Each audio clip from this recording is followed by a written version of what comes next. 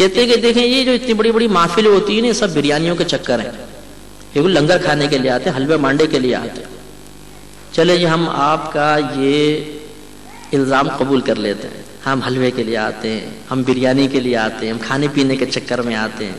اور واقعی لنگروں کے اندر کھانا اتنا نفیس ہوتا ہے کہ گھر میں کتنا بھی مزیدار کھانا پکا لیں، جو لنگر کا کھانا ہوتا ہے اس کی لذت کچھ اور ہی ہوتی ہے۔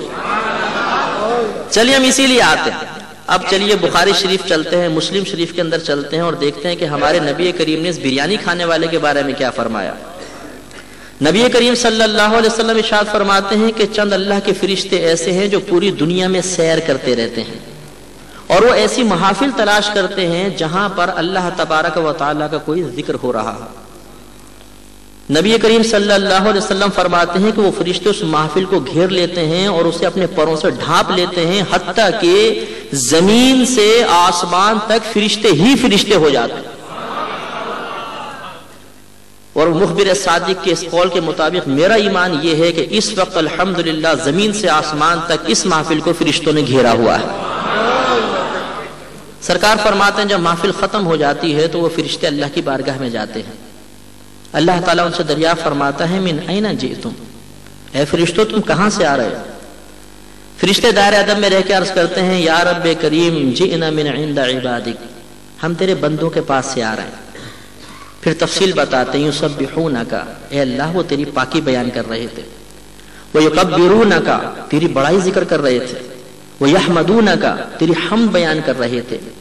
ویحللونک اور لا الہ الا اللہ کہہ رہے تھے، وَيَسْأَلُونَكَ اور تجھ سے سوال کر رہے تھے،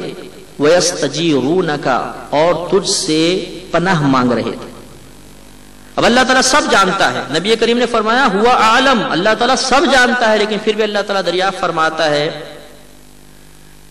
کہ ماذا یسألون، اے فرشتوں وہ کس چیز کا سوال کر رہے تھے؟ فرشتے عرض کرتے ہیں یسألونک الجنہ،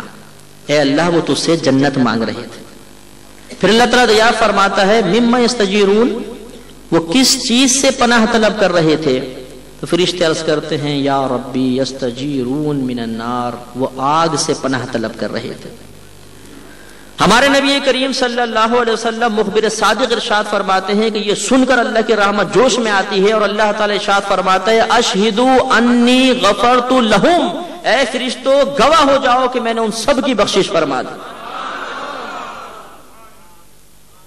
اب توجہ طلب آخری بات، فرشتے عرض کرتے ہیں یا ربی انا رجلا خطأ فیہم، ان میں ایک شخص تھا جو بڑا گناہگار تھا، جلس الیہم ولست فیہم، وہ ان میں بیٹھ تو گیا تھا لیکن ان میں سے نہیں تھا۔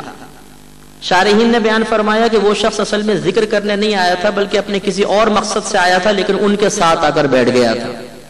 اللہ تبارک و تعالی ارشاد فرماتا ہے اشہدوا قد غفرت لہ، اے فرشتوں گواہ ہو جاؤ میں نے اس کی بھی بخشش فرما دی۔ لیجئے جواب مل گیا۔ کچھ آئے تھے اللہ کا ذکر کرنے، اولیاء کرام کا ذکر سننے، اللہ نے فرمایا اشہدوا انی قد غفرت لہم، گواہ ہو جاؤ میں نے ان سب کی بخشش فرما دی۔ چلے کوئی مجھ جیسا بھی آیا تھا بریانی کھانے کے لیے، فرشتوں نے اس کے بارے میں بھی سوال کر لیا یا ربی انا فیہم رجلا خطأ، ان میں ایک رجل خطا بھی تھا، جلس الیہم ولست فیہم، وہ بیٹھا تو ان کے درمیان میں تھا لیکن ان میں سے نہیں تھا، اللہ نے فرمایا میں نے اس کی بھی بخشش فرما دی۔ تو یہاں تو جو جس مقصد کے لیے آئے گا انشاءاللہ بخشش کا پروانہ ہی لے کر جائے گا۔ اور ذرا غور تو فرمائیں، واقعی ہمارے نبی کریم غیب جاننے والے تھے، اللہ تبارک و تعالیٰ نے اپنے حبیب کو جو کچھ الہام فرمایا وہ قیامت تک کے لیے الہام فرما دیا۔ اب سوال دیکھیے نا، ہمارے نبی کریم صلی اللہ علیہ وسلم نے پہلی بات بیان فرمائی، جو آئے سب کی بخشش ہو گئی، آخر یہ فرشتوں کو دوسرا سوال کرنے کی ضرورت کیا ہے؟ یہ ہماری تعلیم کے لیے ہے کہ جو جس بھی مقصد سے آئے گا، اگر مقصد فاسد لے کر بھی آئے گا تو انشاءاللہ عز و جل اللہ تبارک و تعالی ان لوگوں کی برکت سے اس کی بھی بخشش فرما دے گا۔ لہذا ایسی محافل میں شرکت کرنا، ایسے مقام پر آنا، جب ہم بیانات سنتے ہیں، اولیاء کرام کے واقعات سنتے ہیں، ان کی کرامات سنتے ہیں، اپنے تشریف فرما اکابرین کے چہرے پر نگاہ پڑتی ہے تو ہمارے دل میں ان کی محبت اور عقیدت میں اضافہ ہوتا ہے، اور جتنے اولیاء کرام کی محبت ہمارے قلب میں زیادہ ہوتی چلی جائے گی انشاءاللہ بخاری شریف کے حدیث پاک کے مطابق اتنا ہی میدان محشر میں ان کا قرب ملتا جائے گا، اور جو جتنا اولیاء کرام کے قریب ہوتا چلا جائے گا انشاءاللہ اس کے لیے بخشش کے پروانے اتنے ہی زیادہ جاری ہوتے چلے جائیں گے. لہٰذا ایسی محافل قائم کرنا یہ کوئی بے وقوفی نہیں ہے، ہم نادان نہیں ہیں، ہم پاگل نہیں ہیں. اپنا آرام ترک کر کے، اپنے گھر والوں کو چھوڑ کر، اپنے کاروبار سے منہ موڑ کر اس مقام پر آ کر بیٹھنا یہ نادانی نہیں ہے، یہ بخشش کے پروانوں کے حصول کی ایک اعلیٰ کوشش ہے. یہ سعادت اللہ تعالیٰ منتخب بندوں کو عطا فرماتا، ہر ایک کو عطا نہیں فرماتا.